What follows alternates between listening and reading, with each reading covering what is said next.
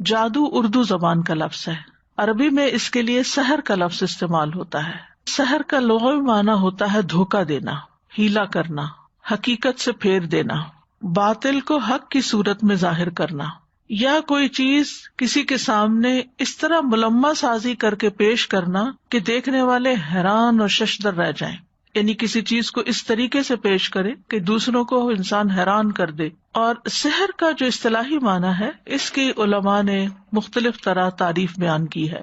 امام زہری کہتے ہیں جادو ایک ایسا عمل ہے جو شیطان جن کی مدد سے کیا جاتا ہے، یعنی جادو میں جنات ملوث ہوتے ہیں۔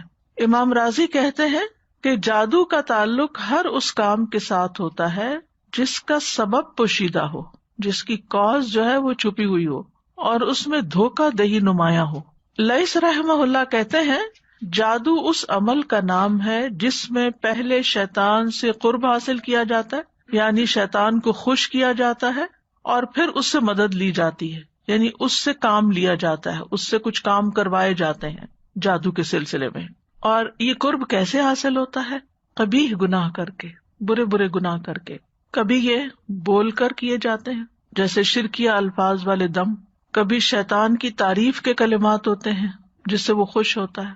اب آپ سوچئے کہ اگر کوئی شیطان کی تعریف کر رہا ہے تو وہ کتنا بڑا گناہ ہے اور اللہ تعالیٰ کو ناراض کرنے والا کام ہے۔ اور کبھی کوئی ایسا عمل کر کے کہ جس سے جن کو اپنے کنٹرول میں کیا جائے۔ اسی طرح کچھ اعمال بھی شرکیہ ہوتے ہیں جن کی وجہ سے جنات کو قابو کیا جاتا ہے، جیسے ستاروں کی عبادت یا کسی حرام کام کو لازم کر لینا۔ اور اس کے علاوہ جتنے بھی نافرمانیوں کے کام ہیں، اللہ کو ناراض کرنے والے کام اور شیطان کو خوش کرنے والے کام، یہ سارے ایسے ہوتے ہیں کہ جن سے عموماً جنات کا قرب حاصل کیا جاتا ہے، شیطان کا قرب حاصل کیا جاتا ہے، اور پھر ان سے کام لے کر لوگوں پہ جادو مسلط کیا جاتا ہے۔ یعنی جادو میں عام طور پر شیاطین کو استعمال کیا جاتا ہے اور شیطان کے ذریعے وہ کام کروائے جاتے ہیں۔ قرآن مجید میں جادو کا ذکر آتا ہے اور اس کے لیے لفظ سحر استعمال ہوا ہے۔ قوم فرعون کے اندر جادو بہت تھا تو وہاں بھی سحر کا ذکر ہے، جو رسیوں اور لاٹھیوں کی شکل میں سحر بنا کر لائے تھے، اور اس میں چیز کی حقیقت کچھ تھی لیکن انہوں نے اس طرح کا طریقہ اختیار کیا جس سے وہ لاٹھیاں سانپ نظر آ رہے تھے۔ اور اگر ان ساری آیات کا ہم مطالعہ کریں جو قرآن مجید میں آتی ہیں تو ان سے یہ پتہ چلتا ہے کہ جادو سے انسان کے اوپر بہرحال اثر ہوتا ہے، چاہے وقتی ہو، جیسے موسیٰ علیہ السلام، حالانکہ وہ اللہ کے پیغمبر تھے لیکن ان کو وہ رسیاں اور لاٹھیاں کیا نظر آئیں، دوڑتے ہوئے سانپ نظر آئیں، اور تھوڑی دیر کے لیے وہ خوفزدہ ہوئے۔ تو اس سے کیا پتہ چلتا ہے کہ جادو کی ایک حقیقت بہرحال ہے، وہ ایسی چیز ہے کہ جو دوسرے انسان کو متاثر کر سکتا ہے، چاہے وقتی طور پر ہو یا پھر لانگ ٹرم ہو، چاہے روحانی طور پر ہو یا جسمانی طور پر۔ اس سے دوسروں کو خوفزدہ بھی کیا جا سکتا ہے، پریشان کیا جا سکتا ہے، میاں بیوی کے درمیان محبت یا نفرت پیدا کی جا سکتی ہے، لیکن ہوتا یہ سب کچھ اللہ کے اذن سے ہے۔ جیسے باقی چیزیں اللہ کے اذن سے اثر کر جاتی ہیں، مثلاً آپ کسی کو ایک تھپڑ لگاتے ہیں تو اس کو چوٹ لگتی ہے تو اس کو درد ہوتا ہے، تو اسی طرح بعض الفاظ جو ہیں وہ ہرٹ کرتے ہیں۔ عام طور پر بھی جب کوئی کسی کو گالی دے یا کوئی برا بھلا کہے یا تانا دے یا کوئی کسی کا مذاق اڑائے تو اس کے اثرات سامنے والے شخص پر آتے ہیں۔ تو اسی طرح جو جادو کے کلمات ہوتے ہیں مختلف طرح کے، وہ انسان کے نفسیات پر اثر انداز ہوتے ہیں اور بعض اوقات روح سے پھر جسم کی طرف بھی منتقل ہو جاتے ہیں۔ بعض لوگ اس کا انکار کرتے ہیں، یعنی جادو کے اثرات کا انکار کرتے ہیں، حالانکہ اس کے وجود اور تاثیر کی تائید قرآن مجید سے ہوتی ہے۔ اور یہ یاد رکھیے کہ اسلام جادو کے عملیات کروانے کو سختی سے منع کرتا ہے، یعنی قرآن و سنت میں اس کی ممانعت آئی ہے، اور ایسا کچھ کام کرنے کو کفر قرار دیا گیا ہے، یعنی جادو کو کفر قرار دیا گیا ہے، کبیرہ گناہ قرار دیا گیا ہے۔ اس لیے کوئی بھی ایسا عمل نہیں کرنا چاہیے جو جادو کی نوعیت سے ہو، کیونکہ وہ ایک کفری عمل ہوگا، کبیرہ گناہ ہوگا، اس پر پکڑ ہوگی۔ تو آج اس سلسلے میں جس آیت کو ہم نے منتخب کیا ہے جس میں ان باتوں کی مزید وضاحت ہوتی ہے وہ سورۃ البقرہ کی آیت نمبر 102 ہے۔ ارشاد باری تعالیٰ ہے، اور انہوں نے پیروی کی اس کی جو سلیمان علیہ السلام کی سلطنت میں شیاطین پڑھا کرتے تھے، اور سلیمان نے کفر نہیں کیا بلکہ شیطانوں نے ہی کفر کیا، وہ لوگوں کو جادو سکھاتے تھے۔ اور اس کے پیچھے لگ گئے جو بابل میں 2 فرشتوں ہاروت اور ماروت پر اتارا گیا تھا، اور وہ دونوں کسی کو کچھ نہیں سکھاتے تھے جب تک یہ نہ کہہ دیتے کہ ہم تو صرف آزمائش ہے، پس تم کفر نہ کرو، یعنی جادو سیکھ کر۔ پھر بھی لوگ ان دونوں سے وہ سیکھتے جس سے مرد اور اس کی بیوی میں جدائی ڈال دیں، اور وہ اللہ کے حکم کے سوا اس سے کسی کو کچھ بھی نقصان نہیں دے سکتے تھے، اور وہ سیکھتے تھے جو ان کو نقصان پہنچاتا تھا اور فائدہ نہ دیتا تھا، اور یقیناً وہ جانتے تھے کہ جس نے اس کو خریدا اس کا آخرت میں کچھ حصہ نہیں بنتا، اور البتہ کتنا برا تھا جس کے بدلے انہوں نے اپنی جانوں کو بیچ ڈالا، کاش وہ جانتے ہوتے۔ سلیمان علیہ السلام کو اللہ تعالیٰ نے بہت عالی شان سلطنت سے نوازا ہوا تھا، ان کی بہت بڑی حکومت تھی، بہت بڑی بادشاہت تھی۔ وہ واحد ایسے پیغمبر ہیں جن کی حکومت صرف انسانوں پر نہیں بلکہ جنوں پر بھی تھی، پرندوں پر، ہواؤں پر اور دیگر مخلوقات پر بھی تھی۔ یہ تمام چیزیں آپ کے تابع کر دی گئی تھی، اور یہ بہت ان یوزول تھا کیونکہ اس سے پہلے کسی انسان کے تابع یہ سب کچھ نہیں تھا۔ تو ظاہر ہے کہ جو دیکھنے والے تھے وہ حیران ہوتے تھے کہ یہ کس طرح ہو رہا ہے، اور یہ سب کچھ اللہ کے اذن سے ہو رہا تھا۔ اللہ نے ان کو یہ ملکن کبیرہ عطا کی تھی۔ جب وہ فوت ہوئے تو لوگوں نے یہ مشہور کر دیا کہ سلیمان علیہ السلام جادوگر تھے اور جادو کے زور سے یہ سب کام کرتے تھے، ان کا جادو سب پر چلتا تھا۔ آپ صلی اللہ علیہ وسلم کے دور میں بھی یہودیوں کا یہی خیال تھا، تو اس کی تردید میں یہ آیات نازل ہوئی کہ ایسا نہیں تھا۔ تو بنی اسرائیل کے بارے میں بات ہو رہی ہے کہ نبی صلی اللہ علیہ وسلم جو کچھ ان کے پاس لے کر آئے، جو ان کی کتابوں کی تصدیق کرنے والی چیز تھی، اس کو انہوں نے نہیں مانا، اور اس کو چھوڑ کر وہ ان چیزوں کے پیچھے لگ گئے۔ وَاتَّبَعُوا مَا تَتْلُو الشَّيَاطِينُ عَلَىٰ مُلْكِ سُلَيْمَانَ، یعنی جادو وغیرہ کے پیچھے لگ گئے۔ اور ویسے بھی جس قوم میں بھی زوال آتا ہے وہ اعلیٰ چیزوں کو چھوڑ کر ادنا کی طرف جاتی ہے۔ تو واتبعوا اشارہ ہے یہود کی طرف، اور انہوں نے پیروی کی، یعنی یہود نے پیروی کی کس چیز کی؟ ما تتلو الشیاطین، جو پڑھتے تھے شیاطین، یا جس کے پیچھے لگ گئے تھے کہ تلا یتلو تلون کا معنی پیروی کرنا بھی ہوتا ہے، پیچھے پیچھے آنا۔ علی ملک سلیمان، سلیمان علیہ السلام کی بادشاہت میں، یعنی ان کے دور میں، ان کی بادشاہت پر نہیں، یعنی شیاطین نہیں پڑھتے تھے بلکہ ان کے دور میں یہ سب ہوتا تھا۔ یعنی ان یہود نے اللہ کی کتاب اور اللہ کے عہد کی کوئی پرواہ نہیں کی، لیکن اس کے برعکس وہ شیطان کے پیچھے لگ کر جادو ٹونے پر عمل کرتے رہے، اور یہ سلیمان علیہ السلام کے عہد میں بھی ہو رہا تھا۔ سلیمان علیہ السلام کے عہد میں بھی جادوگری کا سلسلہ بہت عام ہو گیا تھا۔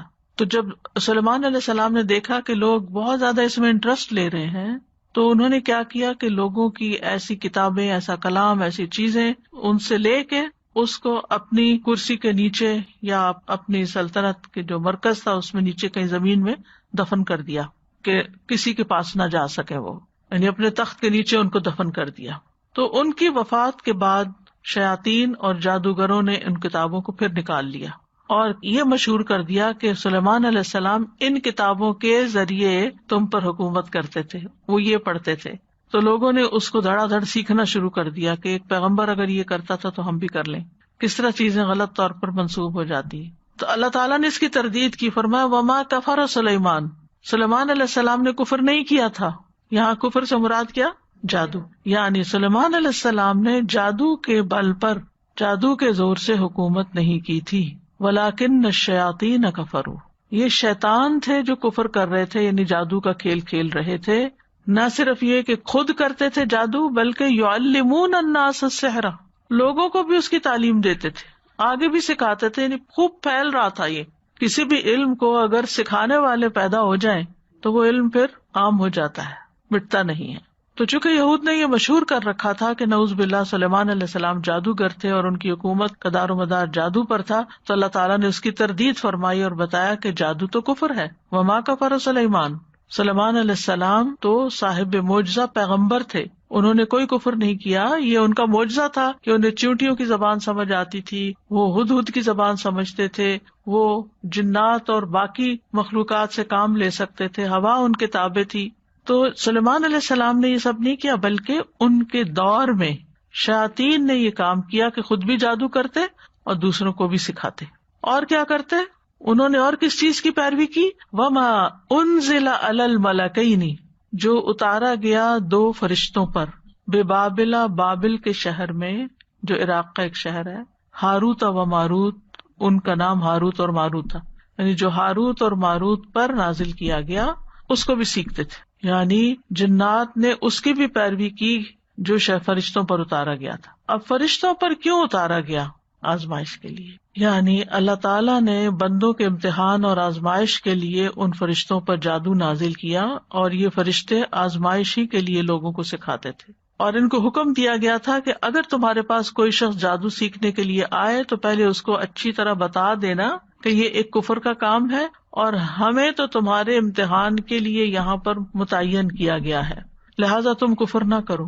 پھر بھی اگر کوئی سیکھنے پر اصرار کرے تو پھر سکھا دینا اس کو۔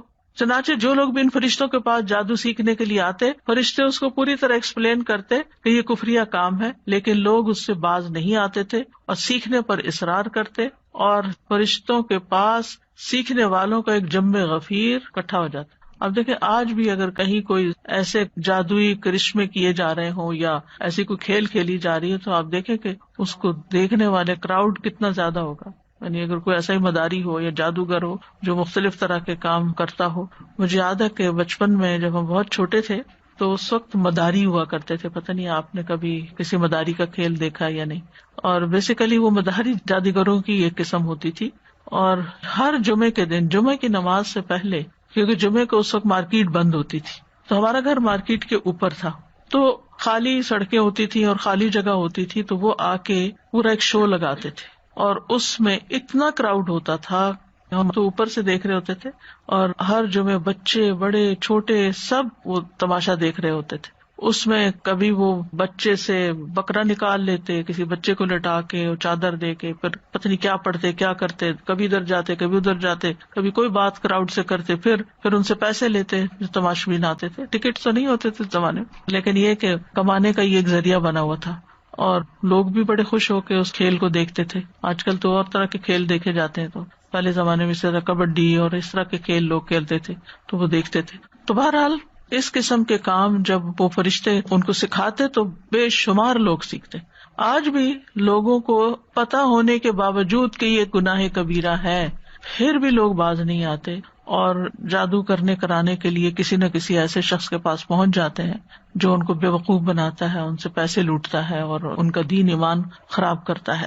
تو یہ ساری چیزیں دراصل انسان کے لیے ایک امتحان ہوتی ہیں، ایک آزمائش ہوتی ہیں۔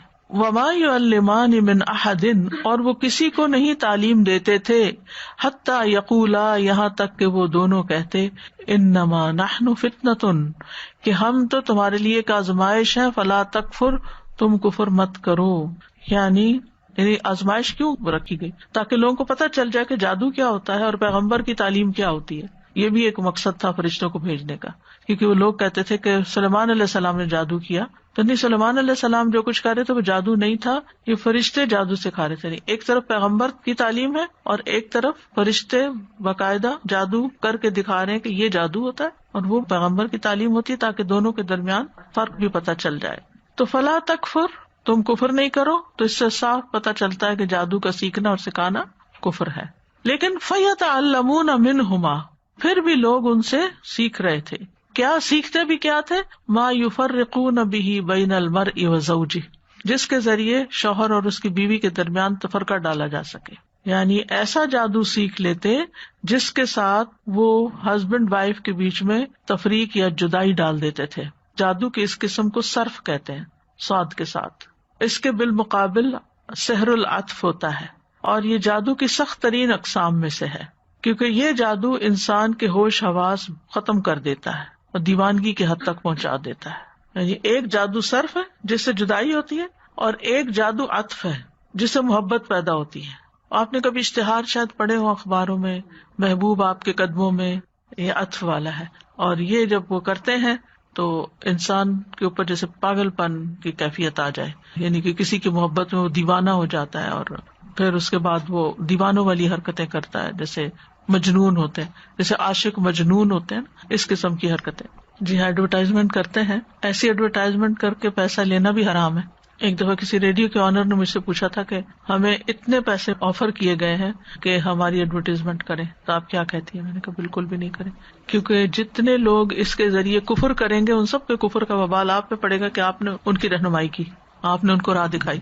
کیونکہ بعض اوقات جو لوگ اخبار چلاتے ہیں یا ریڈیو چلاتے ہیں یا ٹی وی یا اس طرح کی چیزیں یا ایون سوشل میڈیا ان کو کمائی کا ذریعہ بنایا ہوا ہے، تو اس قسم کی کسی بھی چیز کو پروموٹ کرنا جو ہے وہ کبیرہ گناہ ہے. اور نہ صرف یہ کہ انسان اس گناہ کا خود وبال اٹھاتا ہے بلکہ جتنے لوگ وہ گناہ کرتے ہیں ان کا بھی وبال اس کے سر پہ آتا ہے.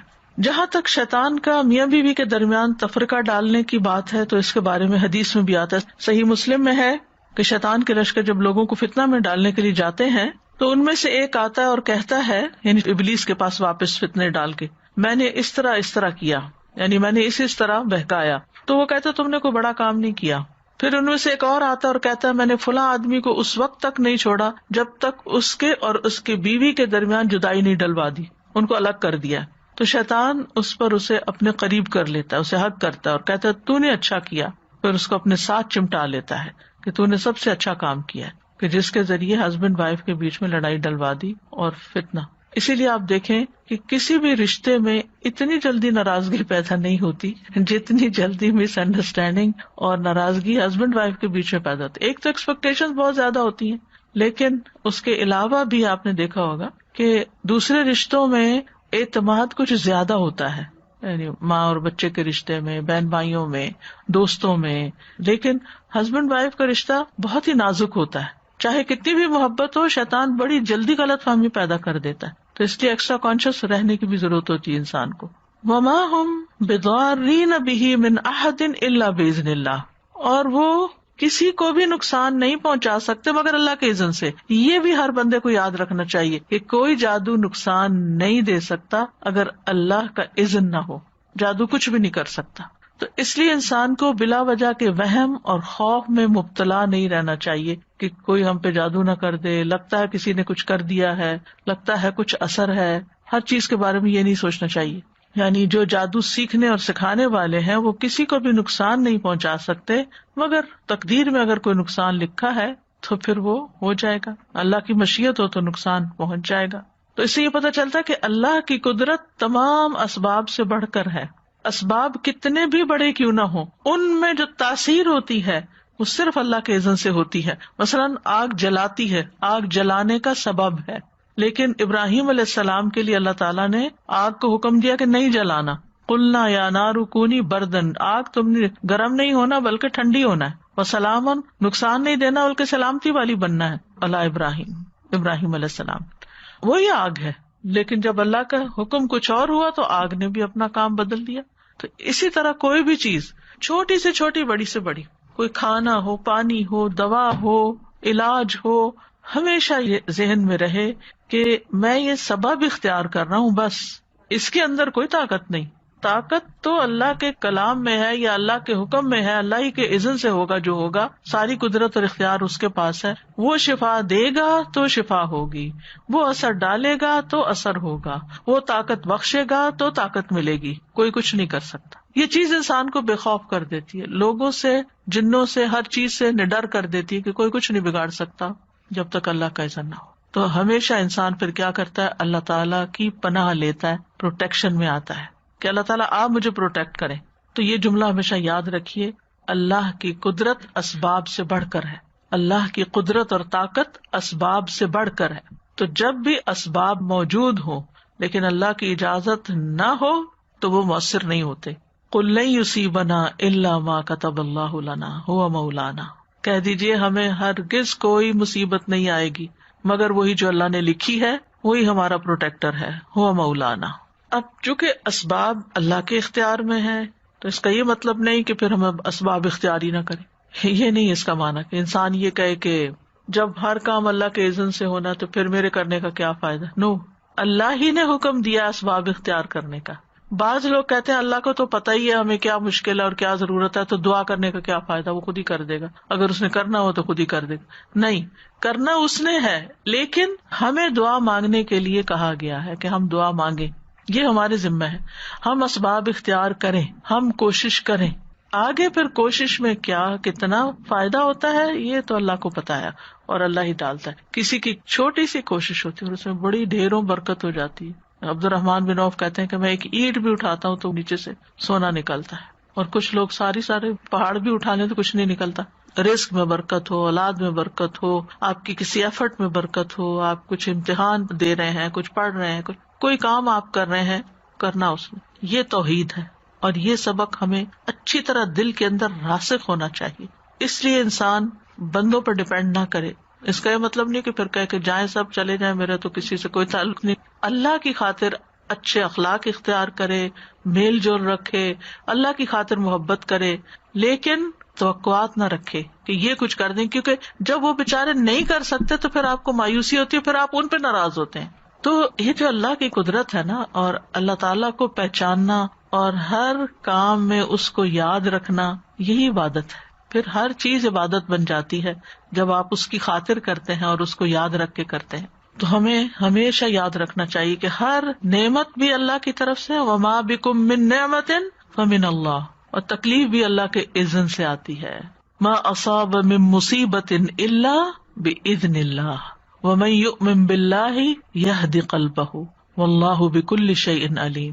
جو مصیبت بھی آتی ہے اللہ کے اذن سے آتی ہے، اور جو شخص اللہ پر ایمان لائے تو اللہ اس کے دل کو ہدایت بخش دیتا ہے. جو اللہ پہ بھروسہ کرتا ہے پھر اللہ تعالیٰ اس کے دل کو سیدھا کر دیتا ہے، اس کو اطمینان دے دیتا ہے، صبر دے دیتا ہے، یقین دے دیتا ہے، اور وہ تکلیف کے اندر بھی آرام سے بیٹھا رہتا ہے، کیونکہ اس کو یقین ہوتا ہے کہ میرا رب ہے جو اس تکلیف کو دور کر سکتا ہے، اس پہ قادر ہے. عبداللہ بن مسعود کہتے ہیں وَمَن يُؤْمِن بِاللَّهِ يَهْدِ قَلْبَهُ، یہ وہ شخص ہے کہ جب اس پر کوئی مصیبت آ پڑے تو وہ اس پر بھی راضی رہتا ہے، بلکہ سمجھتا ہے کہ یہ اللہ ہی کی طرف سے ہے، اللہ کے اذن سے آئی ہے، ورنہ نہ آتی.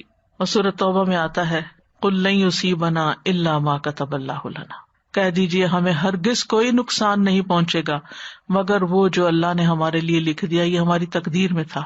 یہ نقصان یعنی کوئی انسان کچھ نہیں بگاڑ سکتا ہمارا، ہاں اگر اللہ نے لکھا ہے تو وہ سبب بن جائے گا نقصان کا. اور پھر کوئی انسان اس تکلیف کو دور بھی نہیں کر سکتا جب تک اللہ کا اذن نہ ہو. تو جیسے ایک سبب بنا تکلیف کے آنے کا، تو اللہ کے اذن سے دوسرا سبب بن سکتا ہے اس تکلیف کے جانے کا.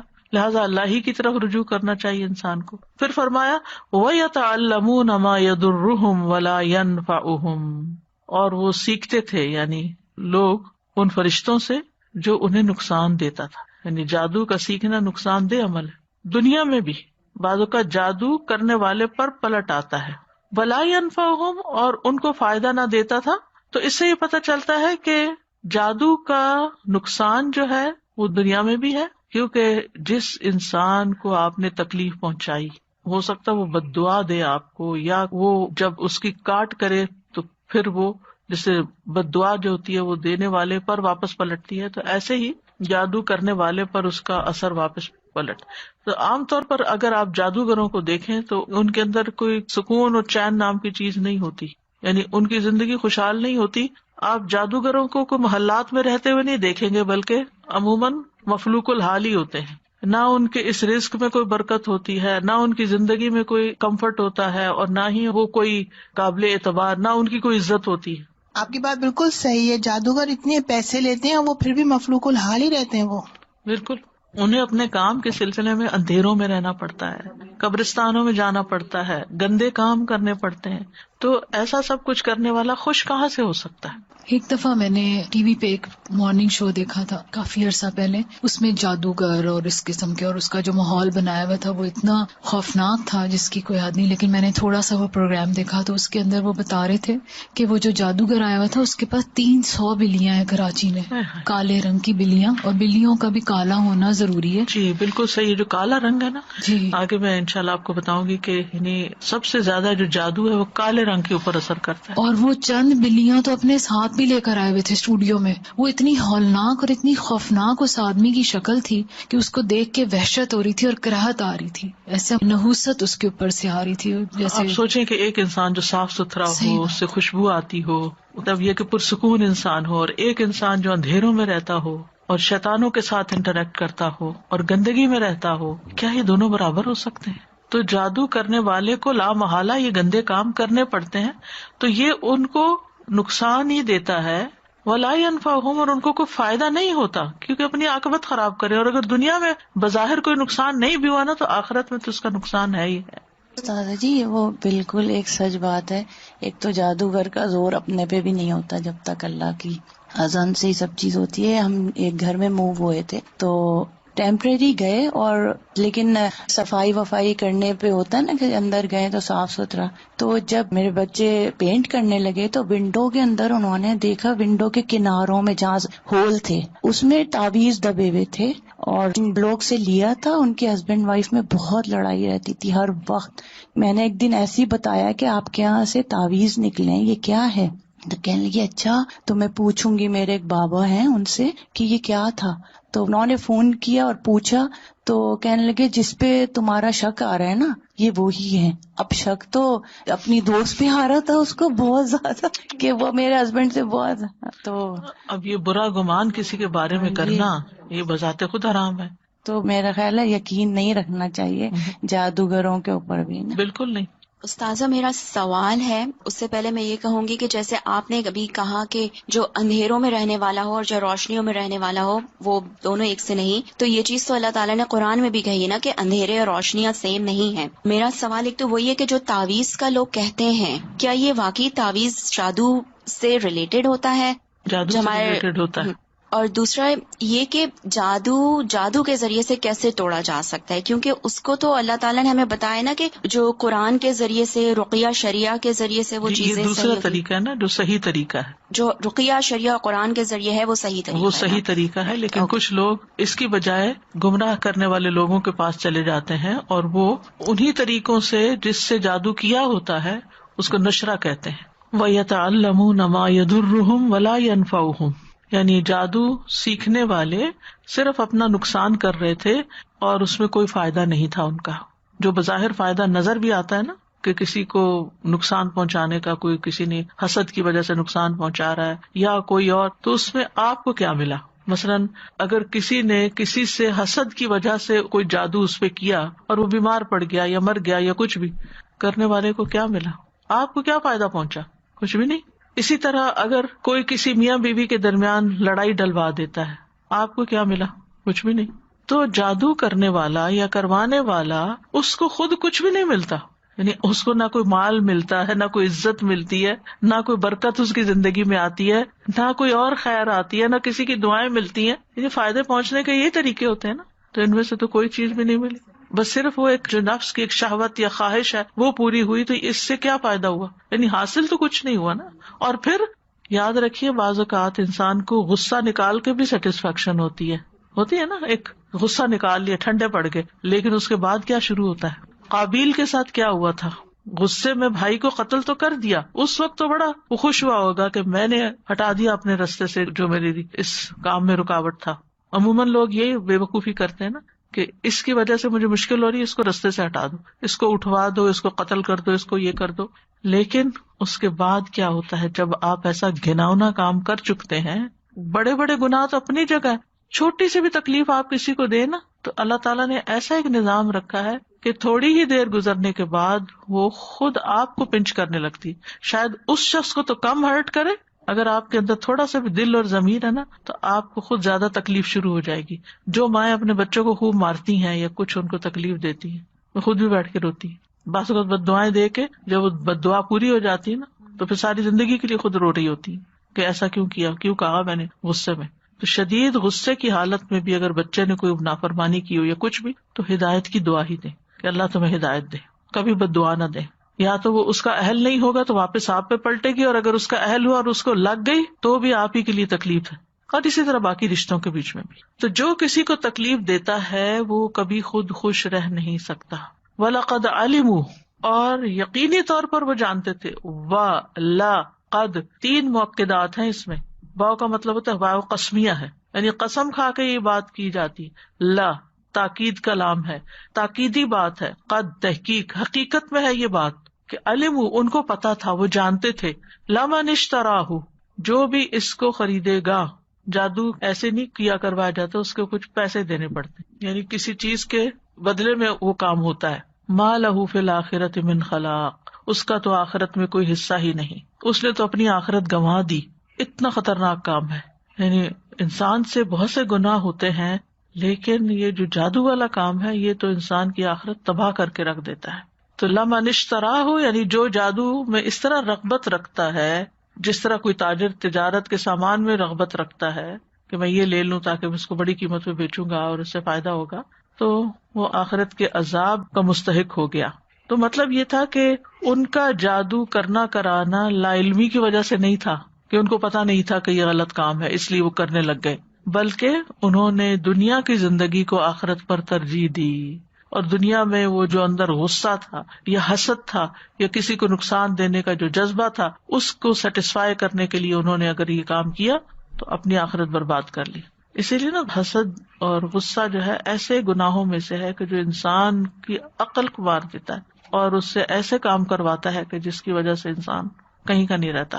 تو بہرحال خلاصہ یہ ہے کہ جادو کا نقصان ہی نقصان ہے، اور نہ ہی اس سے انسان کو آخرت میں کوئی حصہ ملے گا، نہ ہی اللہ کا قرب، نہ ہی وہاں جا کے معافی، اور یہ اور بھی بہت سے گناہوں کو ساتھ سمیٹ لیتا ہے کیونکہ اس میں شرک ہوتا ہے، کفریہ کلمات ہوتے ہیں، غیر اللہ سے مدد لی گئی ہوتی ہے. بعض اوقات آپ کو پتہ ہے کہ ایسی چیزیں جادوگر لانے کو کہتے ہیں کہ جن کو لانا بھی بہت بڑا کرائم ہوتا ہے. کسی نے ذکر کیا تھا، مجھے پورا کانٹیکس یاد نہیں، کہ اس کے بچے نہیں ہوتے تھے تو اس کو جادوگر نے کہا کہ تم کسی کا چھوٹا بچہ مار کے اس کا پتہ نہیں دل نکال کے لاؤ کہ کیا لاؤ. یعنی اس طرح کے مطالبے بھی ہوتے ہیں اور لوگ کرتے ہیں، یعنی اپنی خواہش پوری کرنے کے لیے گھٹیا سے گھٹیا کرائم کرنے کو تیار ہو جاتے ہیں. تو اس وجہ سے اس کو کفر کہا گیا ہے کیونکہ اس کی بنیاد شرک، جھوٹ، ظلم، کفر پر ہے. وَلَبِئْسَ مَا شَرَوْا بِهِ أَنفُسَهُمْ، کتنی بری ہے وہ چیز، اور یقیناً بری ہے وہ چیز جس کے بدلے انہوں نے اپنی جانوں کو بیچ ڈالا، اپنی جانیں ہلاکت میں دے دی. یعنی اس جادو کے بدلے انہوں نے اپنا خسارہ کر لیا، اپنی جانوں کو نقصان میں ڈالا. تو دنیا میں بھی کچھ نہ حاصل ہوا اور آخرت میں بھی کچھ نہیں. دنیا بھی خسارے میں، آخرت بھی خسارے میں. کتنا گھناؤنا کام ہے، کتنا نقصان دہ کام ہے. کچھ کام ایسے ہوتے ہیں جو دنیا میں گناہ میں آتے ہیں لیکن لوگوں کو وقتی طور پہ کچھ فائدہ مل جاتا ہے. جیسے شراب کے بارے میں آتا ہے، یسألونک عن الخمر والمیسر قل فیہما اثم کبیر ومنافع للناس، کہ لوگ آپ سے شراب اور جوئے کے بارے میں پوچھتے ہیں، آپ کہہ دیجئے کہ اس میں بہت بڑا گناہ ہے اور کچھ فائدے بھی ہیں، منافع للناس بھی ہیں. لیکن جادو میں تو کوئی نفع ہے ہی نہیں. لا ينفعهم لو كانوا يعلمون، کاش وہ جانتے ہوتے. یہ جملہ شرطیہ ہے، اس کا جواب نہیں ہے. یعنی اگر وہ جانتے ہوتے تو کبھی جادو نہ سیکھتے. یعنی انہیں پتا تھا نقصان دیتا ہے، پھر کیوں سیکھا؟ علم الیقین نہیں تھا. ایک ہوتا ہے علم ہونا اور ایک ہوتا ہے علم الیقین ہونا، یقینی علم ہونا. جس شخص کو یقینی علم حاصل ہو جاتا ہے نا، اس کا عمل بدل جاتا ہے، وہ توبہ کر لیتا ہے، وہ غلط کام فوراً چھوڑ دیتا ہے. اور جس کے اندر شبہات ہوتے ہیں، شکوک ہوتے ہیں، منافقت ہوتی ہے، وہ اللہ اور اس کے رسول کی بات سن کے معلومات تو حاصل کر لیتا ہے لیکن اس کا کوئی عمل نہیں بدلتا. تو ایسا شخص جو ہے وہ حقیقی عالم نہیں ہے. یعنی اگر ایسے صاحب علم ہوتے جن کے اندر اللہ کی خشیت ہوتی تو اپنے علم سے فائدہ اٹھاتے اور پھر جادو نہ سیکھتے. تو بہرحال خلاصہ یہی ہے کہ جادو ایک شیطانی عمل ہے اور اس کا سیکھنا سکھانا کفر ہے، اور یہ انسانوں کے لیے ایک امتحان بھی ہے. یعنی گناہ کا سبب میسر آنا بڑا امتحان ہے انسان کے لیے. ایک تو یہ کہ کوئی چیز آپ کو نظر ہی نہیں آتی، آپ کے اختیار میں نہیں، آپ کو پتہ ہی نہیں ہے، دیٹ از دیئر. شر ہے دنیا میں، رہے کہیں، آپ کو نہیں پتا، تو آپ بچے ہوئے، آپ امتحان میں نہیں ہیں. لیکن پھر کیا ہوتا ہے کہ وہ آپ کو اتنا ایزیلی اویلیبل ہوتا ہے کہ آپ کے لیے پھر بچنا مشکل ہو جاتا ہے. جیسے آپ دیکھیے کہ سیل فون کے اوپر لوگ کیا کیا خرابیاں نہیں کرتے اور کیا کیا برائیاں اس سے نہیں آتی. تو ایک یہ تھا کہ تھا ہی نہیں تو کتنی ساری برائیوں سے لوگ بچے ہوئے تھے. اب چونکہ ہے اور ایک کلک پہ آپ فحش سے فحش چیزیں دیکھ سکتے ہیں تو پھر کتنے لوگ بچ سکتے ہیں. تو یہ ایک فتنہ ہے، یہ ایک آزمائش ہے. اس میں فائدے بھی ہیں لیکن اس میں آزمائش بھی ہے. یعنی کچھ لوگ تو پیورلی حرام چیز دیکھتے ہیں، کچھ لوگ حرام تو نہیں دیکھتے لیکن بیکار کی لغو چیزیں دیکھتے رہتے ہیں جن سے ان کو کوئی فائدہ نہیں پہنچتا. ٹھیک ہے وہ نقصان دہ نہیں لیکن فائدہ بھی کچھ نہیں. مثلاً آپ دیکھیں کہ کچھ لوگ صرف فیشن شو دیکھتے رہتے ہیں کہ کس ایکٹر نے کیا کپڑے پہنے ہوئے ہیں یا کیسی جیولری پہنی ہوئی ہے، یا کچھ حاصل نہیں ہے آپ کو سوائے اس کے کہ آپ ایک بس انٹرٹینمنٹ بنائی ہوئی. آپ کا وقت کتنا قیمتی ہے تو قبر میں جا کے پتہ چلے گا نا کہ انسان ایک دفعہ بھی سبحان اللہ کہنا چاہے گا، اگر 1000 دفعہ بھی کہے تو ایک بھی نیکی نہیں لکھی جائے گی. تو وہ تمنا کرے گا کاش میں واپس جاؤں اور جو وقت میں نے ضائع کیا اس میں کچھ ذکر ہی کر کے آ جاؤں، کچھ صدقہ ہی کر کے آ جاؤں. جادو کے توڑ کے سلسلے میں جو آیات قرآن مجید سے ہمیں پتہ چلتی ہیں وہ سورۃ یونس کی آیات ہے نمبر 81 اور 82. اللہ تعالیٰ کا ارشاد ہے، پھر جب انہوں نے رسیاں ڈالی تو موسیٰ نے کہا جو تم لائے ہو وہ تو جادو ہے، بے شک اللہ عنقریب اسے باطل کر دے گا. بے شک اللہ فساد کرنے والوں کا کام نہیں سنوارتا اور اللہ حق کو اپنے کلمات سے سچا ثابت کر دیتا ہے اگرچہ مجرم ناپسند کریں. ان آیات کا پس منظر کچھ یوں ہے کہ موسیٰ علیہ السلام نے جب فرعون کے سامنے دعوت حق پیش کی اور اس نے انکار کیا تو پھر کھلے میدان میں آ کر مقابلہ کرنے کی بات ہوئی. جب فرعون نے دیکھا کہ موسیٰ علیہ السلام اللہ تعالیٰ کی عبادت کرنے اور اس کی توحید کی دعوت دینے پر مصر ہیں اور باز نہیں آتے تو سوچا کہ جادو کے ذریعے ان کا کام ختم کیا جائے، ان کو ہرا دیا جائے. تو اس نے اپنی قوم سے کہا کہ میرے پاس ہر قسم کے ماہر جادوگر لاؤ، عام جادوگر نہیں لانے، کوئی امیچور جادوگر نہیں. ایتونی بکل ساحر علیم، کہ جو اپنے فن کے ماہر ہوں، خوب جانتے ہوں. اب جادوگر فرعون کے پاس آ گئے تو موسیٰ علیہ السلام نے ان سے کہا کہ تمہارے پاس جو بھی لاٹھیاں اور رسیاں ہیں، جو جادو تم بنا کے لائے ہو اس کو زمین پہ پھینکو، دکھاؤ، اب اس کا مظاہرہ کرو. جب انہوں نے لاٹھیاں اور رسیاں پھینکی تو وہ لوگوں کو سانپوں کی طرح حرکت کرتی ہوئی نظر آئیں. اب آپ سوچیں، ایک نہیں ہزاروں سانپ اگر زمین پر بیک وقت دوڑتے ہوئے نظر آئیں تو انسان کے خوف کا کیا عالم ہوگا. اب جو لوگ وہ تماشا دیکھ رہے تھے وہ سب بھی ڈر گئے اور متاثر بھی ہو گئے. اس وقت موسیٰ علیہ السلام بھی اپنے دل میں ڈر گئے، لیکن اللہ کے حکم سے جب انہوں نے اس کے مقابلے میں اپنا عصا پھینکا تو اس نے یکا یک ان ساری رسیوں اور لاٹھیوں کو نگل لیا اور ختم کر دیا. اس وقت موسیٰ علیہ السلام نے کہا کہ جو کچھ تم لائے ہو، جو تم نے پھینکا ہے، یہ تو جادو ہے، اللہ اس کو ختم کر دے گا اور اللہ اس شخص کے عمل کی اصلاح نہیں کرتا جو زمین میں فساد پھیلانے کی کوشش کرتا ہے. اللہ تعالیٰ حق کو ثابت کرتا ہے جو کہ میں تمہارے پاس اللہ کی طرف سے لایا ہوں، یعنی اللہ کا کلام لے کر آیا ہوں، اور اللہ اپنے کلمات اور اپنے حکم کے ساتھ حق کو باطل پر غالب کر دے گا، چاہے مجرم ناپسند ہی کیوں نہ کریں. یعنی فرعون جیسے لوگ حق کو ناپسند ہی کیوں نہ کریں، لیکن آج حق کا بول بالا ہوگا. تو بہرحال فلما القوا قال موسیٰ ما جئتم بہ السحر، جب انہوں نے اپنی رسیاں لاٹھیاں پھینک دی تو موسیٰ علیہ السلام نے کہا کہ جو تم لائے ہو یہ تو سحر ہے، یہ جادو ہے. تو اس سے یہ پتہ چلتا ہے کہ جادو کا اثر بہرحال انسان پر ہوتا ہے کہ انسان کو چیز کی حقیقت اور ماہیت کچھ اور نظر آنے لگتی ہے جو کہ اصل میں ہوتی نہیں ہے. اسی طرح جادو کے وقت جو کلمات یا کوئی منتر ایسے پڑھے جاتے ہیں اس کا اثر بھی انسانی جسم پر ہوتا ہے اور یہ بیماری کی ایک قسم ہوتی ہے. لیکن اس کے مقابلے کے لیے اللہ کا کلام کافی ہے اور اس کا توڑ بھی اللہ کے کلام کے ساتھ ہی کرنا چاہیے. اسی لیے انہوں نے فرمایا ان اللہ سیبطلہ، یقیناً اللہ اس کو ضرور باطل کر دے گا، اس کو ختم کر دے گا، یعنی کلی طور پر مٹا دے گا، کیونکہ یہ خیال نہیں تھا، یہ ایک حقیقت تھی، حق تھا. اور باطل جو ہے اس کا کوئی سر پیر نہیں ہوتا، وہ تو جانے ہی کے لیے ہوتا ہے، اسے تو جانا ہی ہوتا ہے. وہ زمین میں یا کسی بھی جگہ پر جم نہیں سکتا. وقتی طور پر اس کا اثر ہوتا ہے لیکن وہ راسخ نہیں ہوتا. اور موسیٰ علیہ السلام کا یہ پورا یقین تھا اور یقین کے ساتھ انہوں نے یہ بات کہی کہ اللہ تعالیٰ اس کو باطل کر دے گا، کیونکہ انہیں وحی کے ذریعے یہ بتا دیا گیا تھا کہ اللہ سبحانہ تعالیٰ کی مدد آئے گی اور یہ سارا ختم ہو جائے گا. تو اس سے یہ پتہ چلتا ہے کہ کلام اللہ کا پڑھنے والا جتنی یقین اور کنوکشن کے ساتھ کوئی کلام پڑھے گا جادو کے توڑ کے لیے، اتنی ہی زیادہ اس کی تاثیر ہوگی. ان اللہ لا یصلح عمل المفسدین، بے شک اللہ مفسدین کے عمل کی اصلاح نہیں کرتا، یعنی فسادیوں کی اصلاح نہیں کرتا. یعنی سب سے پہلے تو جادوگر ہے اور اس کے بعد جو بھی لوگ زمین میں فساد کریں، جو بھی لوگ بگاڑ پیدا کریں، اللہ تعالیٰ ان کا حق پر ہونا ثابت نہیں کرتا، ان کا فساد معلوم ہو ہی جاتا ہے. وَيُحِقُّ اللَّهُ الْحَقَّ بِكَلِمَاتِهِ، اور اللہ اپنے کلمات، اپنے کلام کے ذریعے حق کو سچا ثابت کر دیتا ہے. وَلَوْ كَرِهَ الْمُجْرِمُونَ، خواہ مجرم اس کو ناپسند کریں. ابن ابی سلیم کہتے ہیں یعنی انہیں یہ روایت پہنچی کہ اللہ تعالیٰ کے اذن کے ساتھ ان آیات میں شفا ہے. یعنی اگر کسی کو یہ شک ہو کہ اس پر جادو ہوا ہے تو ان آیات کو پڑھنا چاہیے، ان میں شفا ہے. آپ ایک برتن میں پانی لیں، اس پر سورۃ یونس کی یہ آیت پڑھیں، پھر اس پانی کو جادو زدہ شخص کے سر پر بہا دیں، یعنی اس کو اس سے نہلا دیں تو اس سے اس کا توڑ ہو جائے گا. تو یہ جو آیات ابھی پڑھی گئی سورۃ یونس کی، ان سے یہ پتہ چلتا ہے کہ جادو کا سیکھنا اور سکھانا جو ہے ایک باطل کام ہے، حرام کام ہے. پھر یہ کہ جادوگر جو ہے وہ زمین میں فساد برپا کرتا ہے، گھروں کو بگاڑتا ہے، انسانوں کو تکلیف دیتا ہے. پھر یہ کہ حق کو ثابت کرنے کے لیے دشمن کا مقابلہ کرنا جائز ہے. پھر یہ بات بھی پتہ چلتی ہے کہ فساد کا انجام تباہی اور بربادی ہی ہوتا ہے، اور جب بھی حق باطل کے مقابلے میں کھڑا ہوتا ہے تو حق فتح یاب ہوتا ہے اور باطل بالآخر مٹ جاتا ہے.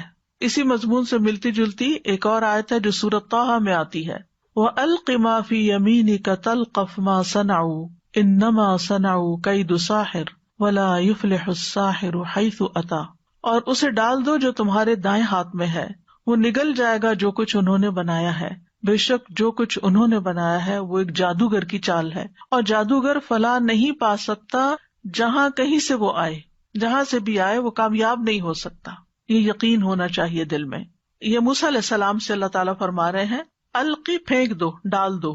کیا؟ ما فی یمینک، جو تمہارے دائیں ہاتھ میں. کیا؟ عصا، جو اللہ تعالیٰ نے موسیٰ علیہ السلام کو ایک معجزے کے طور پر عطا کیا تھا. تلقف، نگل جائے گا، ہڑپ کر لے گا، یعنی تیز رفتاری کے ساتھ وہ اس کو نگلتا چلا جائے گا، مہارت کے ساتھ اس کو پکڑ لے گا. ما صنعوا، جو انہوں نے جادو بنا رکھا ہے. انما صنعوا کید ساحر، یہ تو ساحر کا کرتب ہے، ساحر کی چال ہے جو کچھ انہوں نے دکھایا ہے. اس کا تعلق حقیقت سے نہیں، اس کا تعلق فریب نظر سے ہے. یعنی جادوگر جو کرتا ہے وہ نظر کو دھوکہ دیتا ہے، چیز کی ماہیت نہیں بدلتی. وہ رسی اصل میں سانپ نہیں بنی تھی، یہ صرف ایسا کلام پڑھا تھا انہوں نے کہ جس سے دیکھنے والوں کی نگاہ کو دھوکہ ہو گیا تھا. وہ رسیوں کو سانپ سمجھ رہے تھے. انما صنعوا کید ساحر ولا یفلح الساحر حیث اتی.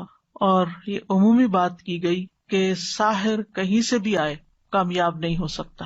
اس کے مقابلے میں اللہ کا کلام جو ہے وہ حق ہے، جو اس ساحر کی چال کو ختم کرنے کے لیے کافی ہے. لیکن بات یہ ہے کہ قرآن مجید تو سارے کا سارا ہی شفا ہے.